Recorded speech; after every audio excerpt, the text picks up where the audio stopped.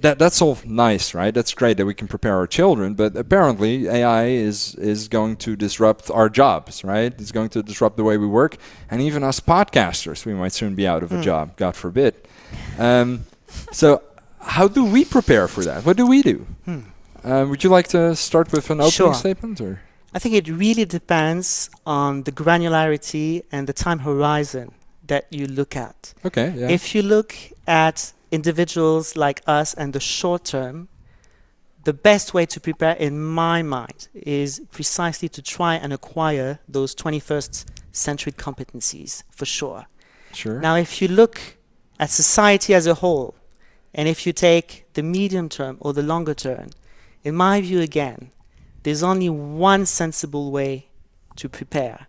And this is just to pave the way for a radical societal change, starting with how we decide to redistribute wealth. Oh, if we don't do that, since even you podcasters might disappear, what will you do? Yeah, God. If we continue to base your income, on your job, and if your job doesn't exist. Yeah, exactly. Right? I think what's interesting in what you're saying is that it's no easy task, right? We all agree with this. And this is why we have to start thinking about it today, because it might take 1 generation, 2 generations, 3 generations before we start accepting this. There are many places, including in our beautiful country, France, there are many French people here, where universal basic income, to call it, to call a spade, I think that's how you say, is still perceived as paying people for doing nothing, basically. Yeah. And many people think this is a communist measure, or this is socialist, right? While it is proposed really by the Silicon Valley, right, and liberal economists. So there is a perception that will take a very, very, very long time to modify. And this is why we really need to start today. And by the way, to all the difficulties that you have mentioned, I'd like to add here, and sorry for that, I'd like to add climate change. And I will tell you why. Because the populations who will suffer from one are also possibly the ones that will suffer from the other. Now, if you look at climate change, in the 70s, there were people who knew. Not many, but there were some. They were not listened to. And then people didn't want to accept. And then people didn't believe.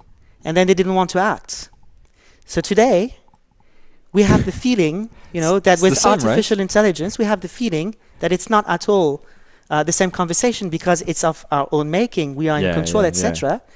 But in the 70s, we were also in control, right? And now, for climate change, no one is in control anymore.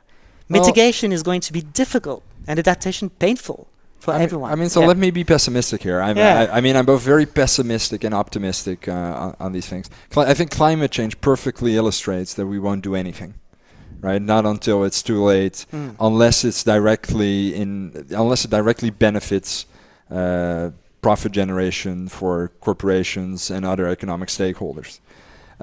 So, for example, if you look at where we're heading now with climate change in this post-truth era, people are still saying it's a hoax, right? Leaders of the free world are publicly stating that 30 years of science is just untruth, and that this is all a conspiracy by some other country, right? Which is insanity. And even if nobody believes that to be true, it influences public opinion, because science shows that if you're exposed to opinions, even if they're false, they will influence your own opinion. How can you expect a society that refuses to protect its own existence, that is at risk because of climate change, to protect its own, comfort, the comfort of the poor, the comfort of the less privileged, that is at risk because of future technology? Nobody cares. Nobody's going to care. It's going to need massive disruption, right?